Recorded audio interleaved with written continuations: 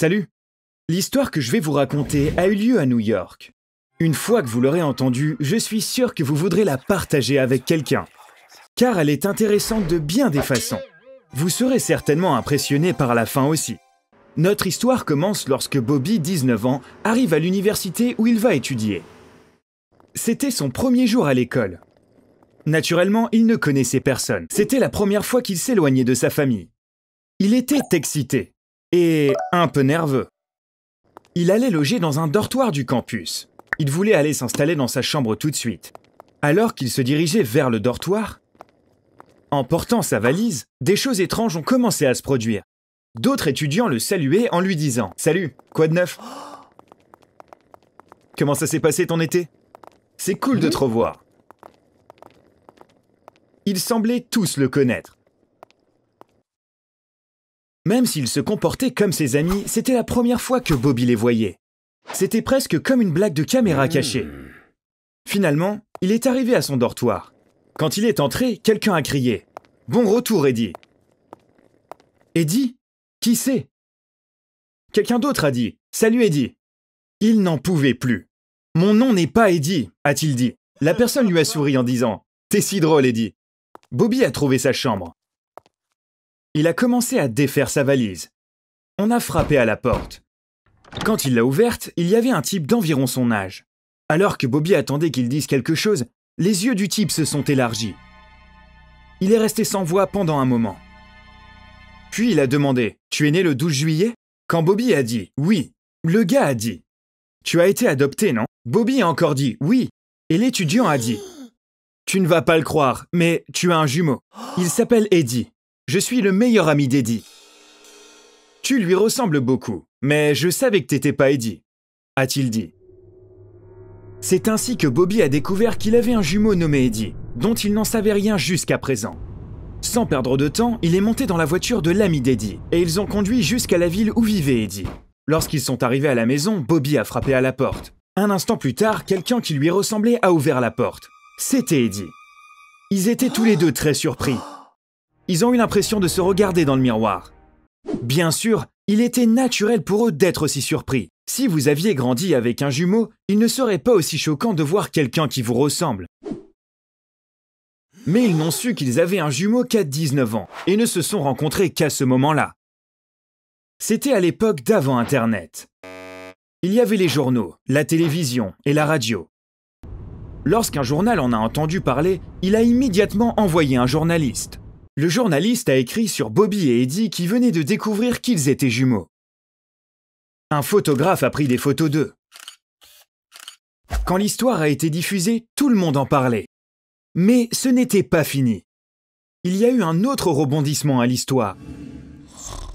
Ailleurs dans le pays, une mère courut dans la chambre de son fils. Elle essaya de le réveiller. « David, lève-toi! Tu dois voir ça !» Elle criait et lui montrait le journal qu'elle tenait. David s'est finalement levé. Il a pris le journal à sa mère et a lu le titre. Des jumeaux séparés à la naissance se retrouvent après 19 ans. Il a regardé la photo de l'histoire. Lorsqu'il a réalisé que les deux personnes sur la photo lui ressemblaient, il a sauté de son lit.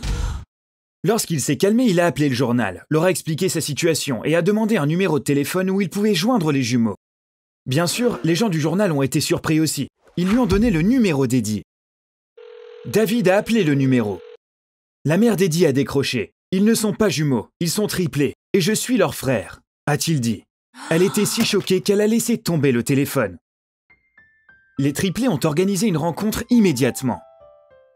Même s'ils venaient de se rencontrer, ils ont tout de suite eu l'impression d'avoir grandi ensemble.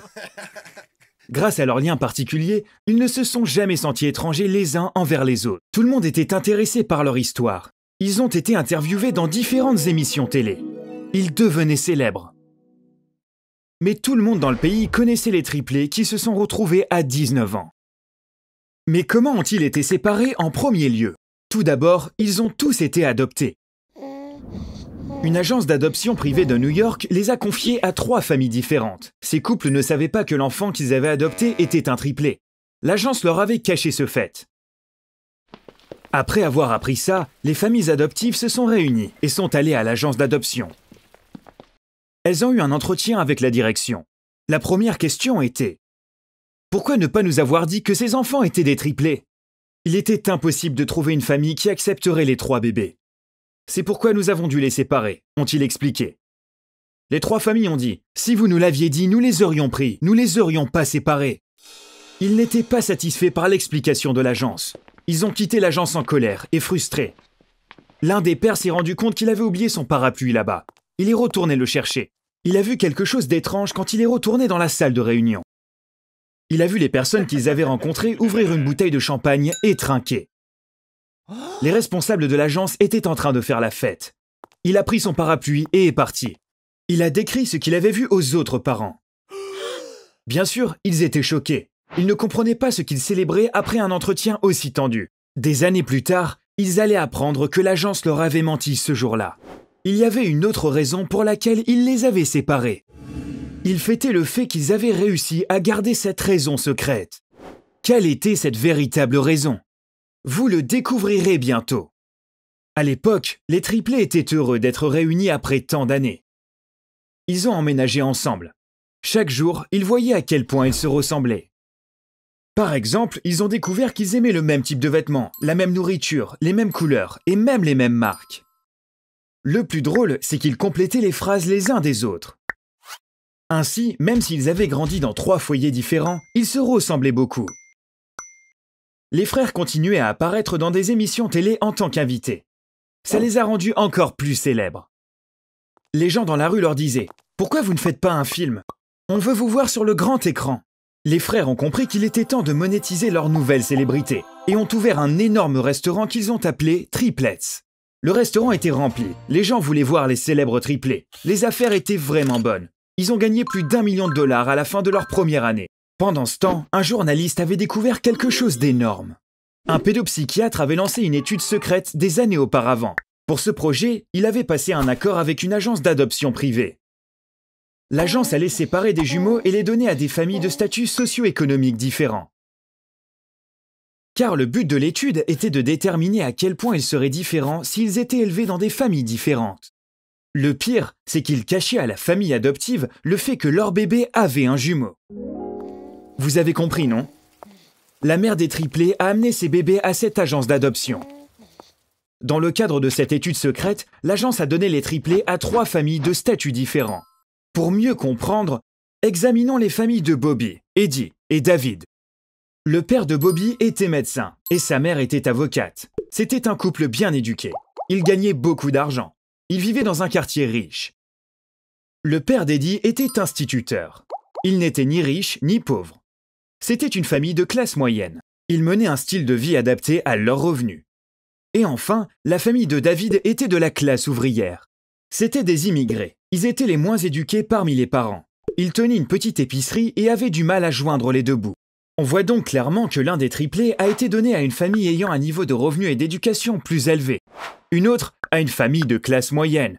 Et le 3e à une famille à faible revenu ayant un niveau d'éducation plus faible. Il a également été découvert que les personnes qui menaient cette étude secrète rendaient régulièrement visite aux enfants. Ils effectuaient des tests d'intelligence et de personnalité qui duraient des heures. Ils les observaient dans leur vie quotidienne et prenaient des notes. Par exemple, pour voir s'ils avaient des différences dans leur coordination œil-main, ils filmaient les enfants jouant au frisbee. Ces visites ont duré, jusqu'à ce qu'ils aient environ 9-10 ans, puis elles se sont soudainement arrêtées. Alors pourquoi les familles ne s'étonnaient-elles pas de ces visites? Ce sont des tests que nous effectuons sur chaque enfant adopté. Nous devons suivre ces enfants en tant qu'agence, leur a-t-on dit, ce qui était faux. Comme on le sait maintenant, les tests étaient effectués pour l'étude secrète. Le journaliste qui a découvert cette horrible vérité a aussi trouvé les psychiatres derrière l'étude. Il a appris que l'étude a continué pendant environ 10 ans, puis a été arrêtée. Les résultats n'ont pas été communiqués au public, car on pensait qu'ils susciteraient une réaction négative. On sait tous que les documents relatifs à cette affaire restent scellés dans les archives de l'université de Yale. Le journaliste a aussi retracé les enfants utilisés dans l'étude et a rendu visite à ceux qu'il a pu trouver. Bien sûr, ils étaient tous adultes. Il a vu que les jumeaux séparés à la naissance souffraient d'une dépression chronique à des stades ultérieurs de leur vie, y compris les triplés. Ils avaient de très graves problèmes de santé mentale. Tragiquement, l'un d'entre eux, Eddie, est mort alors qu'il n'avait que 33 ans.